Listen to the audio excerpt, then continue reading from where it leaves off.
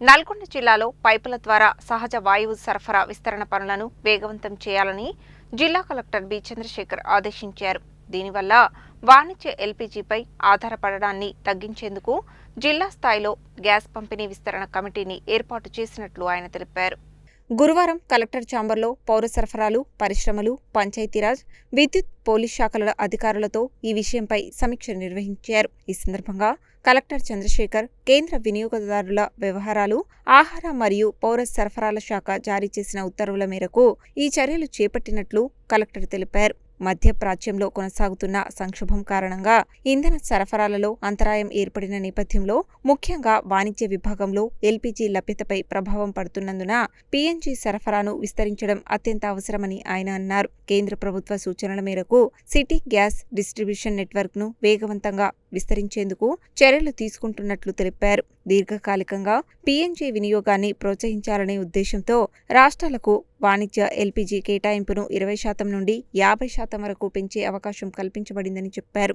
జిల్లాలో పనిచేస్తున్న mega city gas distribution private limited సంస్థ ద్వారా పీఎన్జీ నెట్వర్క్ విస్తరణ పనులు నిర్వహించడం జరుగుతుందని, ఈ పనులను వేగవంతం చేయడానికి 24 గంటల పాటు పనిచేయడానికి అనుమతి ఇచ్చినట్లు తెలిపారు. అయితే శబ్ద కాలుష్య నిబంధనలు, భద్రతా ప్రమాణాలను తప్పనిసరిగా పాటించాలని ఆదేశించారు. ఈ ప్రత్యేక అనుమతి ఈ సెప్టెంబర్ 30 వరకు అమల్లో ఉంటుందని వెల్లడించారు. పైప్లైన్ ద్వారా ఇంటింటికి గ్యాస్ అందివ్వడం, తాగునీటి సరఫరా లాగే ఇంటింటికి గ్యాస్ పైప్లైన్ ఇవ్వడం జరుగుతుందన్నారు. అదనంగా సీజీడీ పనులపై ఉన్న కాలానుగుణ ఆంక్షలను సడలించి పనులు త్వరితగతిన పూర్తయ్యేలా చర్యలు తీసుకున్నామని తెలిపారు. పరిశ్రమల శాఖ డైరెక్టర్ను రాష్ట్ర నోడల్ అధికారిగా నియమించగా, పౌర సరఫరాల శాఖను పీఎన్జీ మరియు ఆయిల్ మార్కెటింగ్ కంపెనీల మధ్య సమన్వయం కోసం నియమించినట్లు చెప్పారు. వాణిజ్య, పారిశ్రామిక ఎల్పీజీ వినియోగదారులు ముందుగా ఓఎంసీల వద్ద నమోదు చేసుకోవడం, అలాగే సంబంధిత సిటీ గ్యాస్ సంస్థ వద్ద పీఎన్జీ కోసం దరఖాస్తు చేయడం తప్పనిసరి అని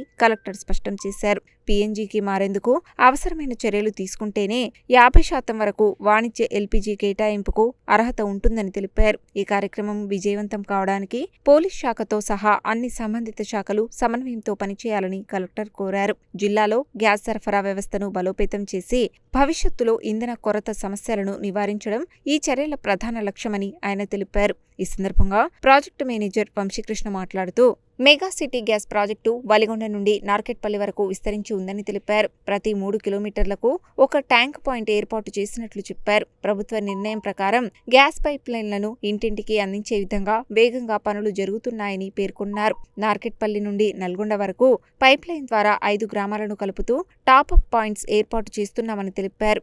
ఇంటికి గ్యాస్ సరఫరాలో ఎలాంటి అంతరాయం లేకుండా నిరంతరంగా గ్యాస్ అందించేందుకు అన్ని ఏర్పాట్లు చేస్తున్నామని స్పష్టం చేశారు. ఈ సమీక్షా సమావేశానికి రెవెన్యూ అదనపు collector J Srinivas, ASP Ramesh, పౌర సరఫరాల శాఖ అధికారి వెంకటేష్, జిల్లా పరిశ్రమల మేనేజర్ సతీష్, ఆర్ఎండ్బిఈఈ శ్రీధర్ రెడ్డి, పంచాయతీరాజ్ అధికారి శేఖర్ రెడ్డి, మున్సిపల్ కమిషనర్ శరత్ చంద్ర, సంబంధించిన అధికారులు హాజరయ్యారు.